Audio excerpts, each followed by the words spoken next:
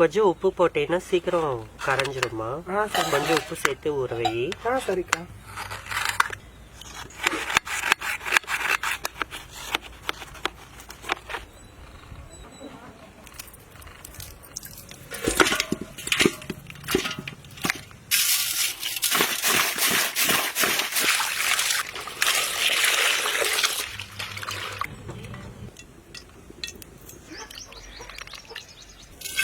வெந்தயம், வெள்ளைப்பூண்டு,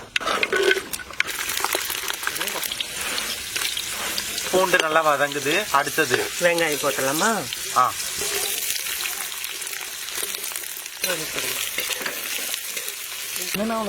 கருவேப்பிலை தேவை.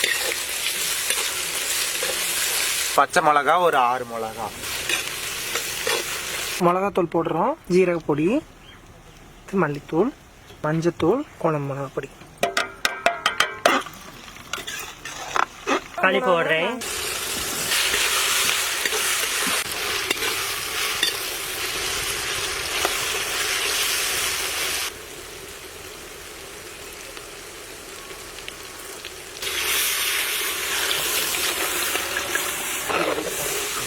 தண்ணி